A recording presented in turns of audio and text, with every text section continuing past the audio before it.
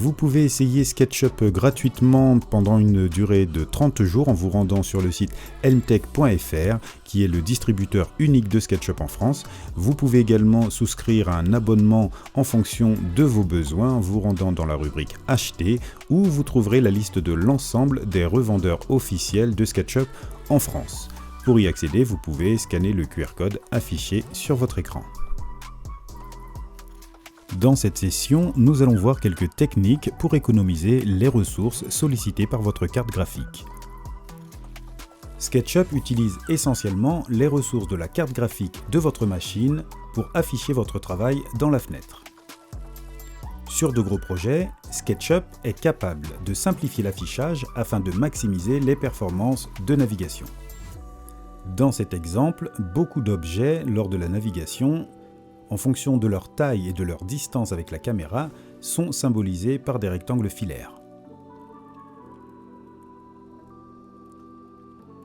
Les matériaux, quant à eux, sont aplatis et n'affichent que la couleur dominante. Ça, c'est une partie du travail qui est capable de faire l'intelligence artificielle de SketchUp afin d'économiser les ressources de votre machine, mais c'est à vous qu'il appartiendra de faire le reste du travail. D'un point de vue purement graphique, vous pouvez réduire les informations visuelles au strict nécessaire. Si vous travaillez avec le soleil, désactivez-le et ne l'activez que pour exporter vos vues, par exemple. Dans la palette de style, dans la section édition, puis paramètres d'arête, je vous invite à désactiver les profils d'arête qui sont particulièrement gourmands en ressources. En ayant fait ça, SketchUp n'a plus besoin de symboliser mes objets par des rectangles filaires, il peut me les afficher correctement. Je viens déjà d'économiser de sérieuses ressources. Ensuite, c'est dans votre organisation de travail que vous allez pouvoir optimiser les performances de votre machine en réduisant le nombre d'objets à afficher en permanence. Je vous invite à faire ces quelques manipulations à mesure que vous évoluez dans votre travail parce que si votre projet est important, tout faire à la fin risque très vite de devenir très contraignant. Dans mon projet, j'ai créé une série de groupes et de composants que j'ai attribués à des balises. L'idée, ce serait de n'afficher que ce sur quoi je suis en train de travailler. Aussi, SketchUp aura beaucoup moins de calculs à faire en permanence. Le fait d'avoir créé en amont des groupes et des composants va me permettre de demander à SketchUp, lors de l'édition de mes objets, de masquer le reste du modèle, mais aussi de masquer tous les composants similaires. Je vais pouvoir alors me concentrer sur l'objet que je suis en train d'éditer et SketchUp n'aura à afficher que cet élément. Là aussi, je viens de faire de sérieuses économies de ressources. On va voir maintenant comment gérer, mais aussi comment afficher ou masquer les arêtes dans SketchUp. D'une manière générale, en 3D, plus un objet comporte de faces, donc d'arêtes, plus son poids est important et plus votre ordinateur aura besoin de ressources pour le calculer. Pour l'exemple, j'ai modélisé ce canapé de manière très rudimentaire, j'aime bien ce terme, avec à chaque fois moins de détails. Donc moins de faces et moins d'arêtes. Version 1, version 2 et version 3. Pour la version 1 de mon canapé, le poids final du fichier est de 514 kilooctets, ce qui n'est absolument pas lourd pour un canapé. Dans la version 2, le nombre de segments des congés est inférieur, donc une précision visuelle moins importante et un poids final réduit de plus de la moitié, on est à 191 kilooctets. Pour la dernière version, aucun congé ni chanfrein, une précision visuelle très sommaire et un poids de fichier inférieur à 150 kilooctets. C'est à vous qu'il appartiendra de déterminer le niveau de détail de votre projet, mais notez que plus il y a de détails ou d'objets dans votre projet, plus son poids va être important. Avant de commencer à réaliser votre projet, je vous invite à penser un scénario. Par exemple, quel type de vue vous souhaitez exporter, où et comment vous allez positionner vos caméras. Par exemple, si je souhaite intégrer à mon projet une horloge murale qui ne sera visible que de loin, est-ce que j'ai besoin d'une grosse quantité de détails? Est-ce que j'ai besoin de beaucoup d'arêtes sur mon horloge? Pour construire mon horloge murale, je viens de créer à la volée un cercle dont je ne connais absolument pas le rayon. Dans Info sur l'entité, je peux obtenir quelques informations. Le rayon, justement, 21,9 cm, est le nombre de segments qui composent mon cercle. Par défaut dans SketchUp, un cercle contient 24 segments. À ce stade, je peux encore modifier ces informations, augmenter ou réduire le nombre de segments et le rayon. Par exemple, au lieu de 24, je vais passer à 8 segments. Je tape 8, entrée. Je vais arrondir le rayon à 22 cm, entrée. Ça peut être un excellent moyen d'estimer le niveau de détail dont je vais avoir besoin pour la construction de mon horloge. Par exemple ici, peut-être que 30 segments suffisent. Je vais continuer avec la création d'un cercle et entrer un petit peu plus dans les détails. Juste avant de dessiner mon cercle, à l'aide du clavier, je vais pouvoir verrouiller les normales sur des axes vert, rouge ou bleu. Au moment de dessiner mon cercle, je peux saisir deux sortes d'informations.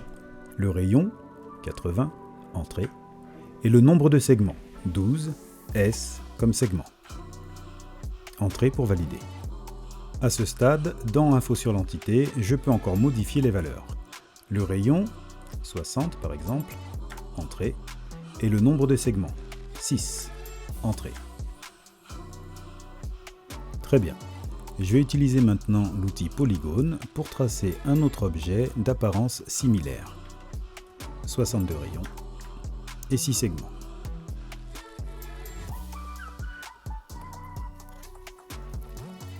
De la même manière, je pourrais dans Info sur l'entité modifier les valeurs.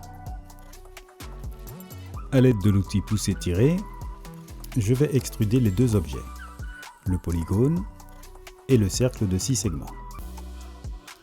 Dans les deux cas, Info sur l'entité m'indique que je n'ai plus accès à la modification du nombre de segments. La zone de saisie est grisée. Je pourrais néanmoins modifier la dimension du rayon.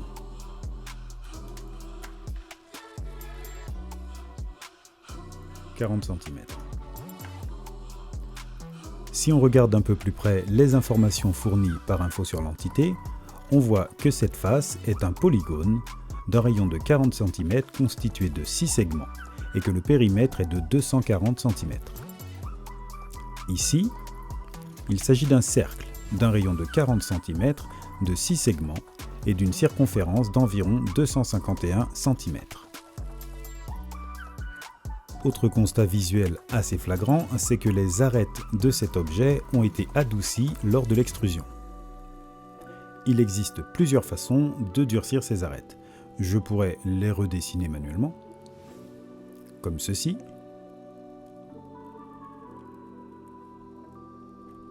CTRL Z pour annuler.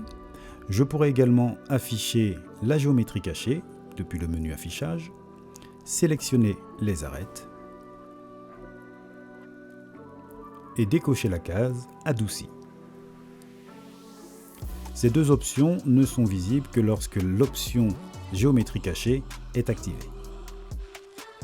L'autre solution serait de sélectionner l'ensemble de mon objet, de dérouler la palette adoucir les arêtes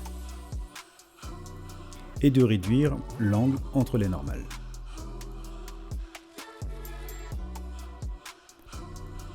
Il existe encore un moyen et pour vous le montrer, je vais revenir au début de la création de mes objets.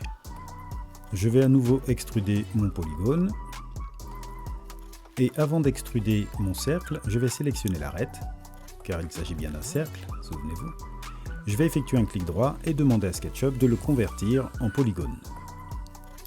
Maintenant, à l'aide de l'outil pousser-tirer, j'extrude à nouveau et on peut constater que cette fois-ci, les arêtes sont bel et bien durcies. Je sélectionne les arêtes de la face supérieure et réduis à 40 cm. Pour des besoins de modélisation, j'aurais aimé pouvoir sélectionner l'une de ces arêtes de manière indépendante. Le fait est que chaque fois que je clique sur l'une d'elles, je les sélectionne toutes, parce qu'il s'agit en réalité d'une courbe. C'est indiqué ici. Une courbe étant une succession de plusieurs arêtes connectées. Je vais effectuer un clic droit sur la courbe et demander à SketchUp d'éclater la courbe. Info sur l'entité m'indique qu'il s'agit maintenant de 6 arêtes et je vais pouvoir les sélectionner de manière individuelle pour par exemple les déplacer